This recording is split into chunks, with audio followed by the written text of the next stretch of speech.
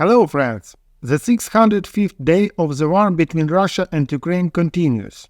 The enemy does not abandon attempts to encircle Avdiivka.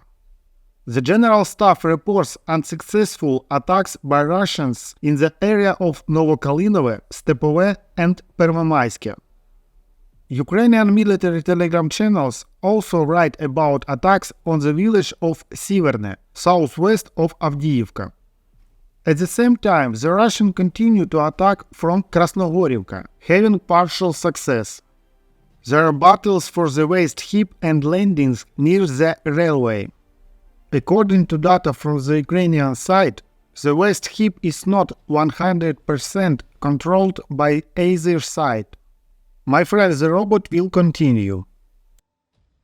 Meanwhile, the Russians began digging tunnels in the direction of Avdiivka. In this way, the Russians are trying to get closer to Ukrainian positions. This was reported by a representative of the 110th Separate Mechanized Brigade fighting near Avdiivka, Kazakhstan.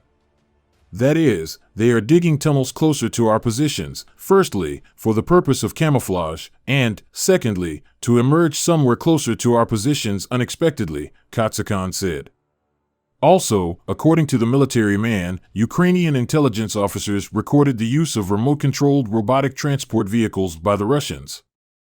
Kazakhstan notes that it is very important for the Russians to surround and take Avdiivka. They concentrated enormous forces and resources there, at least 3 personnel brigades, reinforced by PMC units. I note that digging tunnels to get closer to the enemy's trenches is a method widely used by the warring armies during the First World War, which, like the current stage of the war in Ukraine, was characterized by positional battles, when neither side could make serious progress for years at the front. In the Kharkiv direction, the Russians continue to conduct offensive operations along almost the entire line of contact. According to the General Staff, more than 20 attacks were repelled in the Kupyansk sector in the Sinkivka and Yevhenii areas, as well as about 5 attacks in the Svatovi sector near Nadia. Also, the Russians, according to Ukrainian military telegram channels, continue attacks in the Kupyansk area near Liman Pershi and Novoselivsky. And they resume defensive operations in the Liman sector in the Serebryansky forestry. In general, in the Kupyansk sector, something clearly did not go according to plan for the enemy command. The Russians failed to oust the advanced units of the Ukrainian armed forces from Sinkivka. Moreover, a few days ago, apparently quite unexpectedly for the enemy, north of Yevhenii, the advanced units of the Ukrainian army themselves attacked the enemy and managed to advance several kilometers at once towards Orlyanka. At the same time, the Ukrainian armed forces continue to hold the Ivanivka-Kislivka line. To be honest, I don't think that the Ukrainian army in this direction now has the strength and resources to cause significant trouble for the enemy. But such surprises for him, which obviously make it quite difficult for the enemy to conduct offensive operations in the Kupyansk sector, are within the scope of their real capabilities, and therefore are quite possible. In the Bakhmut sector, according to the General Staff, all Russian attacks in the areas of Bohdanivka and Kromovy were repelled. It is northwest and west of Bakhmut. There are also battles around Klishchiivka, where the Ukrainian armed forces have the initiative. Western experts record the advance of the Ukrainian army in the Klishchiivka area and not much progress in the Zelenopilya region. South of Bakhmut, obviously, the enemy command is now concentrating its main efforts in the Kurdyumivka-Zelenopilya region and east of Klishchiivka, trying to conduct holding battles to gain time in order to have time to equip a defense line along the Bakhmut-Gorliivka highway in the areas of Opytne, Zaitsevi, Odradivka, and Mykolaievka Druga. The main task is to hold Kurdyumivka and Zelenopilya for as long as possible, and also to prevent the advance of advanced units of the Ukrainian armed forces in the area of the ponds east of Klishchiivka, located behind the railway, as well as in the area north of them. As part of this task, the enemy even counterattacks.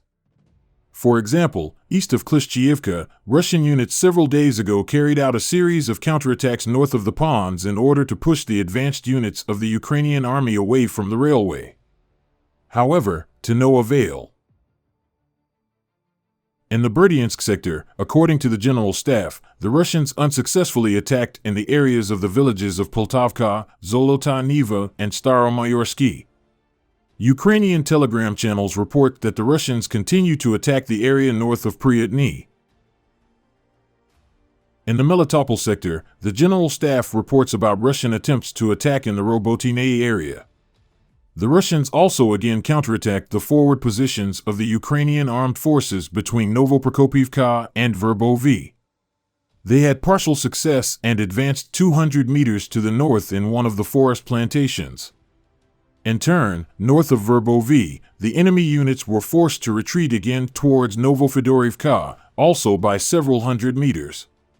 Finally, the Ukrainian troops managed to push the enemy back a little from the western outskirts of Robotyne, which the enemy was constantly attacking, trying to defuse the situation for themselves in the direction of Novoprokopivka. It is obvious that the enemy's combat condition is not at the level now to prevent this. In the Novopokrovka area, the enemy continued his attempts to break through towards Molotokmachka, but events occurred southwest of the village that did not contribute to this at all. The advanced units of the Ukrainian army are clearly bypassing the village from the south in the direction of Novofedorivka along the N08 road, thus putting the Russian units in a slightly awkward position. The General Staff continues to remain silent about the situation in the Kherson direction. The report only says that the defense forces are conducting a counter-battery fight, inflicting fiery defeat on the enemy's rear. At the same time, Russian telegram channels report that the village of Kremki is under the control of the Ukrainian army. Also, according to them, there are battles in the village of Pishchenivka. Meanwhile, the Russians have been carrying out massive artillery raids on Ukrainian bridgeheads for several days and are using operational tactical and army aviation. The Ukrainian armed forces did not succeed in a short war against Russia, said the commander of the 3rd Assault Brigade and former head of the Azov Special Forces Brigade, Andrei Biletsky. The reason is a number of strengths of the Russian army. The Russians' aerospace forces and artillery will be much more serious than ours for a very long time. They produce all this themselves and, unlike Ukraine, do not depend on the cycles of they gave it or they didn't give it, Biletsky clarified. Also, Russian aviation began to receive a large number of guided munitions, which they had not used before and were forced to enter the coverage area of the Ukrainian air defense. Now this doesn't happen. For this reason, the supply of Western aircraft will not fundamentally change the situation. Will we be able to match the Russian aviation group with 50 or 100 F-16s? We won't be able to. Will we ever be able to match the number of guns? The number of armored vehicles? Most likely we won't be able to, Biletsky said. The problems of the Russian army, in his opinion, are poorly trained ground forces. The Russians also have problems with communications and technical intelligence. But, according to Biletsky, it is absolutely not felt that Russia has problems with mobilization resources. If we fight with untrained, poorly motivated units against Russian untrained, poorly motivated units, then sooner or later they will break us for a simple reason: there are simply more of them, he added. This gap can only be bridged by improving the quality of combat training among the Ukrainian armed forces, Biletsky believes. At the same time, he says that replacements arriving at the front often do not know how to handle weapons and do not have basic skills, even such as bandaging themselves when wounded. In terms of unmanned systems of the operational tactical class, the Russians are much further than us.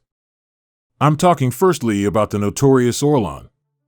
This is a big problem for us. These are different types of reconnaissance, artillery adjustment. We are not able to qualitatively jam the Orlan. It's possible to shoot down, but our air defense, as you know, has a significant shortage of missiles, and spending them on Orlans, of which Russia has thousands, is actually quite difficult, he said. According to Biletsky, the Orlans operate day and night, and sometimes up to 11 of these drones can hover in his brigade's range of operations. This means that your artillery does not work. That your attack with armored vehicles or in any serious groups, a platoon, is impossible. that you cannot transport ammunition, carry out engineering work, dig caponiers, says Bieletsky. The enemy directs attacks at all these objects, which are easily and simply corrected by the Orlan. According to him, the Orlan is more effective than its Western counterparts, as well as the Ukrainian Lelika drone. It has the Comet complex, a positioning system focused on satellites, not only GPS and GLONASS, but also Chinese satellites. It is extremely difficult to overcome it with electronic warfare. If you press 1, 2, 3, 8 more work, says Bieletsky. Friends, considering what is happening in my country, this channel is now my only source of income. If you are able to support me financially, I will be very grateful. Thank you very much and see you in the next video.